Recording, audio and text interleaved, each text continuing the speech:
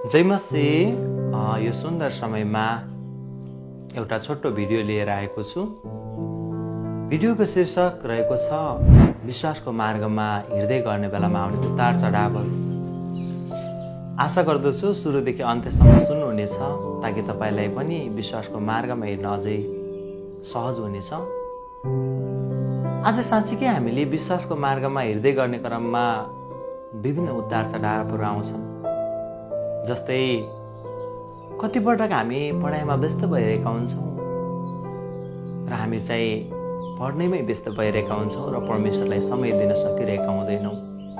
हामीले सोच्छौँ कि ला मैले पढेन भने त के हुन्छ, भोलि म इक्जाममा फेल भयो भने मेरो के हुनेछ अवस्था, मेरो भविष्य त डामाडोल हुनेछ।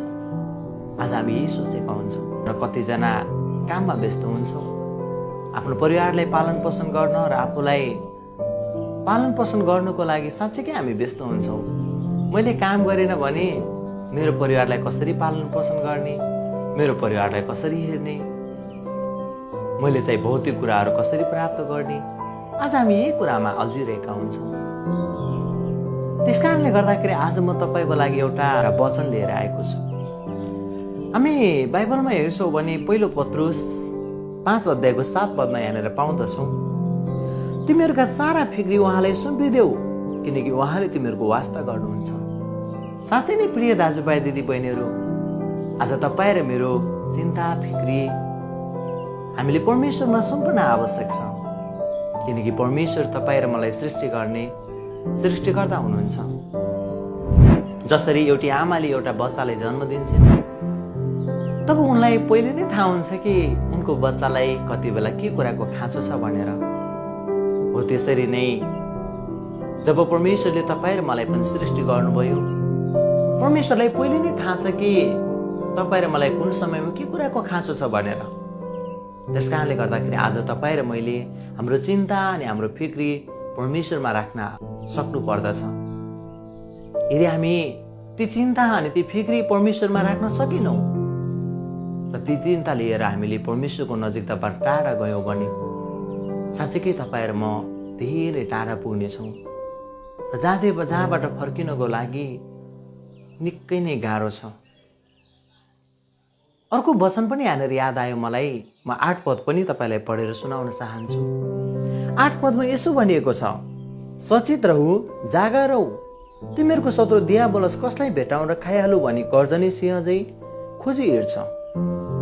हो प्रिय दाजुभाइ दिदी बहिनीहरू, आज तपाईँ र मलाई नष्ट गर्नको लागि तपाईँ र मलाई शैतानले नष्ट गर्न चाहन्छ। त्यस कारणले गर्दाखेरि शैतान तपाईँ र मेरै वरिपरि तपाईँ र मलाई खोजिहिँडेको छ ताकि कति बेला सानो मौका पाएर निलिहालु भनेर। त्यस कारण तपाईँ र मलाई शैतानले परमेश्वरको सङ्गतिमा जानको लागि, वचन अध्ययन गर्नको लागि यस्ता समस्या ल्याइदिन्छ।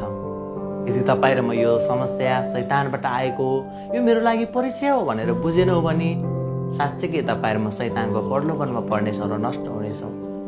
त्यस कारणले गर्दाखेरि आज हामीले परमेश्वरको मार्गमा हिँड्नको लागि तपाईँ र मलाई परमेश्वरले 24 घण्टाको समय दिनुहुन्छ। दिनमा 24 घण्टामा तपाईँ र मैले चाहिँ हामीले 2 घण्टा छुट्याएर यदि हामीले परमेश्वरको वचन खान पिउनमा ध्यान दिन्छौँ भने पक्कै पनि हामी परमेश्वरको नजिकतामा जानेछौँ र परमेश्वरको आशिष पाउनेछौँ। के तपाईँ पनि 24 घण्टामा 2 घण्टाको समय परमेश्वरलाई दिन इच्छुक हुनुहुन्छ? यदि इच्छुक हुनुहुन्छ भने तपाईँले कमेन्ट बक्समा यस म इच्छुक छु भनेर लेखेर पठाउन सक्नुहुनेछ। हुन्छ, आजको भिडियो हामी यति नै राख्नेछौँ र आगामी दिनमा पनि म यस्तै भिडियो लिएर आउनेछु। आशा गर्दछु तपाईँले हेरेर साथ दिनुहुनेछ। धन्यवाद।